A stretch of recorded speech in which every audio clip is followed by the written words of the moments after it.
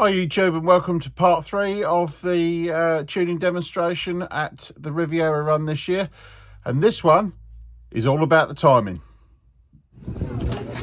Now if that was out, what I would do is I'd find the position and then mark the new position, not the one that's already on there. Okay?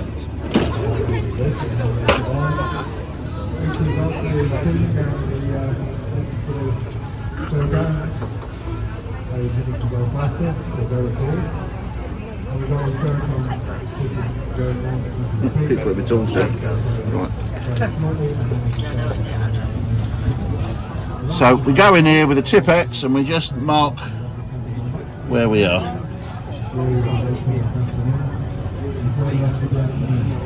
Right.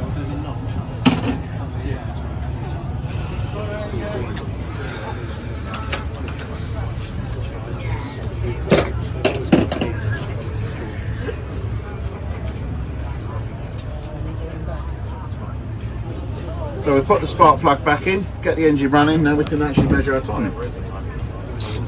So if you're paying a mechanic by the hour, you're wasting your own money because he's got to stop and do that, you're paying for that, right? There's no point.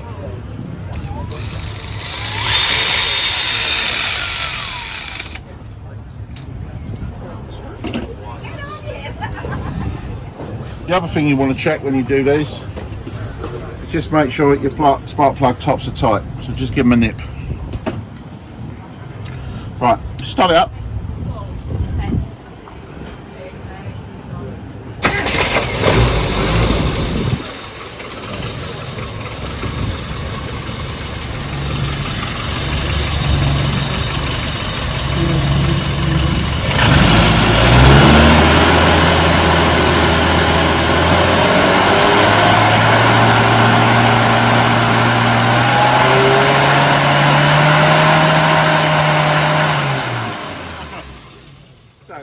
Did anybody hear anything there? What did it sound like?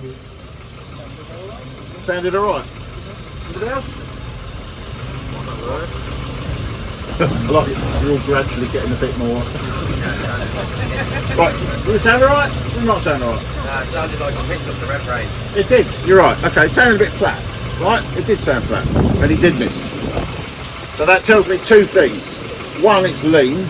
Secondly, because I was measuring it, there's no time on it, which is why it was making a noise, alright? So this engine has only got 18 degrees of advance. That's all it's delivering, okay? So the advance curve is not the right one. So what that basically means is got 2 degrees while it's idling, alright? So what we can do is swing a bit more time in him and see if we can actually get away without selling this gentleman a £185 distributor. Alright? I quite easily sell him a distributor if he wants to pay for it, I'll just slot one in, right? But I'm not like that. So let's see, by advancing what's in there now, if we can get away with using it. So just listen.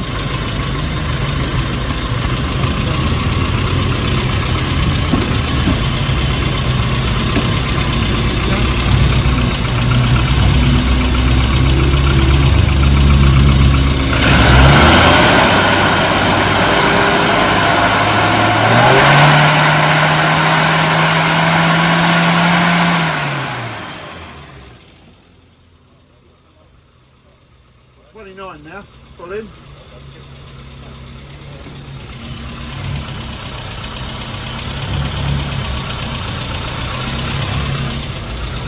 Got 14 idling, alright? So, how many of you use timing lights? Yeah? Where'd you check the timing? Sorry? Timing marker. Yeah. At what RPM do you check timing? 1500 with the back off. That's factory, yeah? Right? That's bollocks. Right?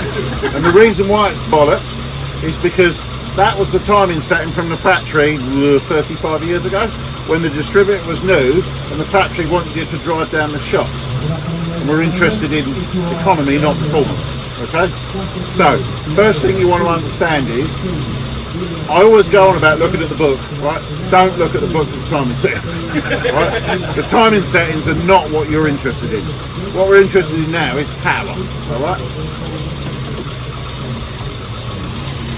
So, the other thing I did, and what you have to understand is, you check the timing with the vacuum disconnected, which is what I did. Anyone know what the timing should be now? With the vacuum on when we're at sort of 3,000 or 4,000 RPM? Any figures? No? Any more? It's alright, I'm not going to shout at you, just say. No, no, no. This is why none of you can set an engine up. And that's why you need to learn stuff, okay? Because if you don't know these figures, you run 28 like that gentleman said, right, he had a stab. What he's going to do is he's run his exhaust valves hot at part throttle because he's not running enough timing, yeah, for what that cylinder needs with light loads.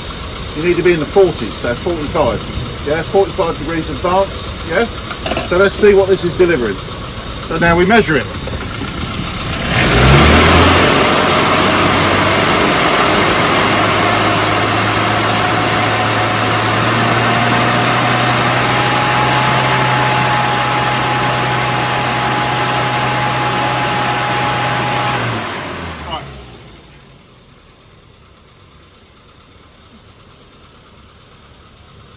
Yeah?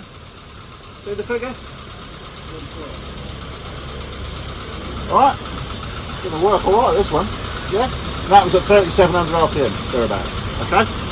So, what I'm trying to say here is, if you don't know these things, then you do need to get some help to get the engine running properly, because you'll never get it running right unless all these figures are where they need to be to get the power and performance and economy out of your engine.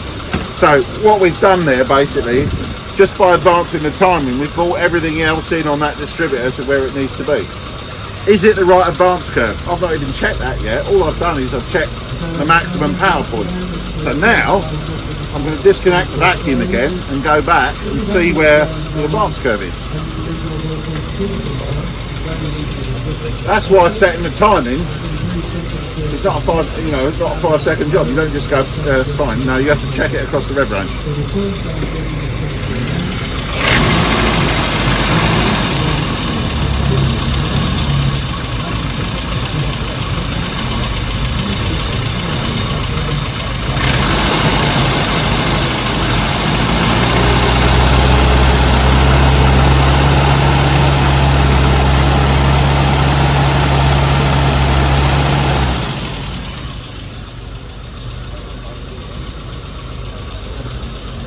Alright, what's that mean? Perfect. 21? Anyone knows what that means? I think it's pretty good. Yeah? So, that means that all this distributor needs to do is a bit of a twist, okay? So the advance curve is not too bad, okay? Let's shorten that down a bit.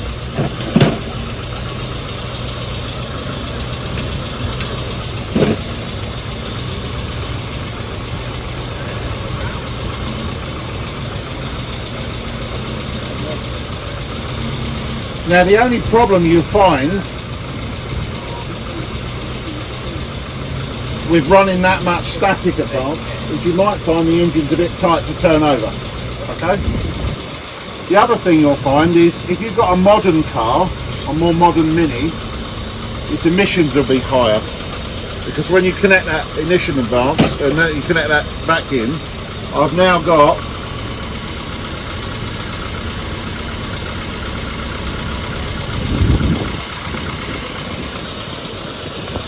so that's now idling at 30 degrees, right? Which, trust me, is going to cause a problem with your hydrocarbons, okay?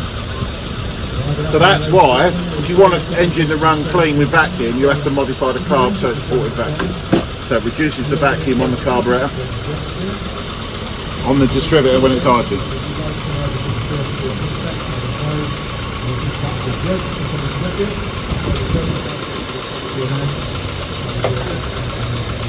So, does that sound good now? Sounds alright, doesn't it? What we getting there? So timing's good. So now what we got left is the fueling. Alright? You can't adjust the fueling until the timing's right. But sometimes you have to do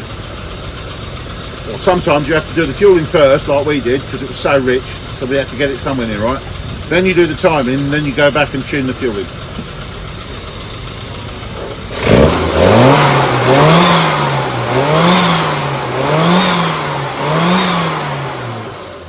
And I now see the owner's face, right? It sounds a lot better, yeah? And the reason why it sounds better is because we've now got some timing on it. So we had 2 degrees when it came in, and it's now 14. So we've advanced it by 12 degrees. Okay, fueling's still good. So now what we need to do is to see what the fueling's like right the way across the rev range. Because we don't just set the fueling at idle, do we? Because idiots do that, right? You know, that's why cars run bad, right? Now the other thing people do, and I'll demonstrate it on this car.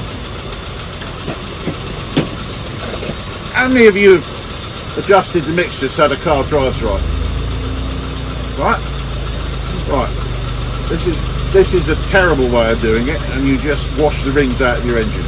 Okay? And I'll show you. If this is right for it, I'll show you how that's the wrong way to do it. Alright?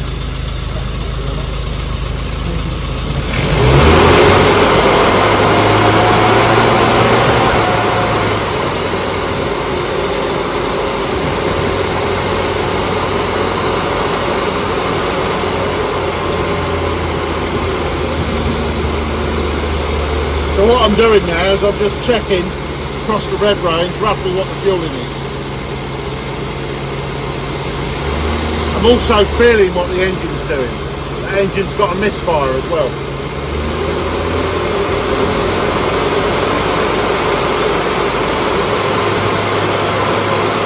Now it's lean.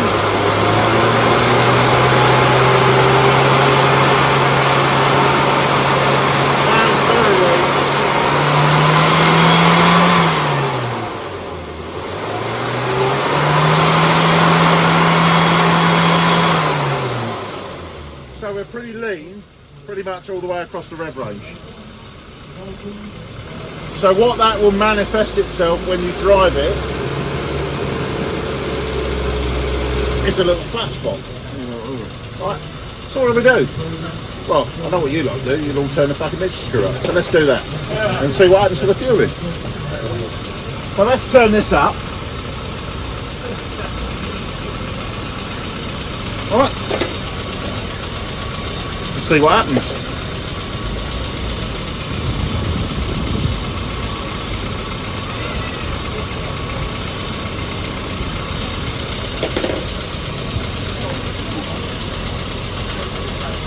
Bit more.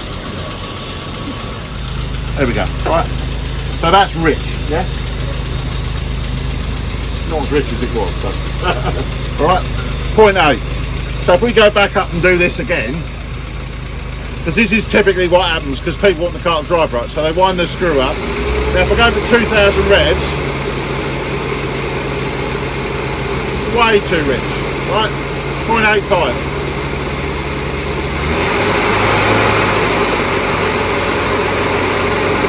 3,000, 0.9596, not too bad.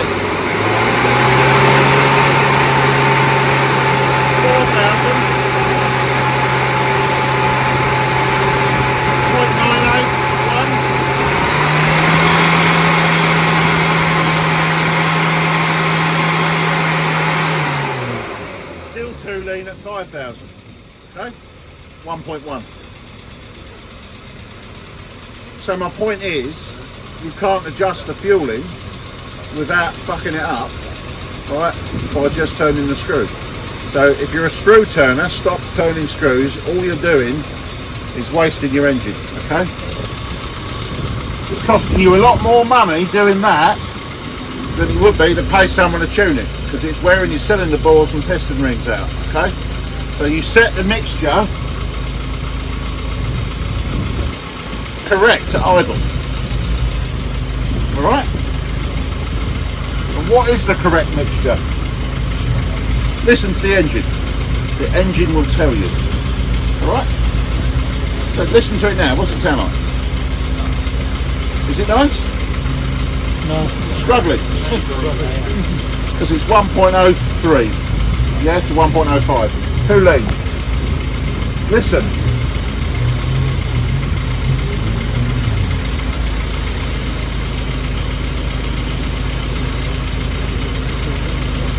Stayed up a bit. Why is that? Right, I've got 0.9294. Hang on. Right. So all I'm saying is, your ears tell you, right? That's the only mixture setting you do, and what that screws for is idle. That's it. If you're doing it for anything else, your needle's wrong. That's as simple as that. So, if I now rev it, we go back to being too lean.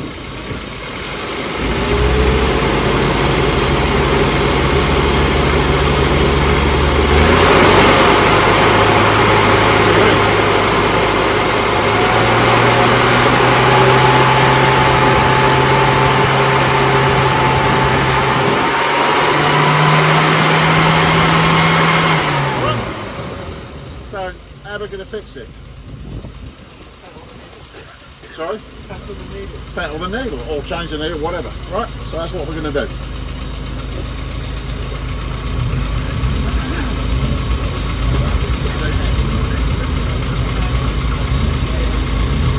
Now the other thing is, just because I've done this demonstration today, don't assume they're all the same.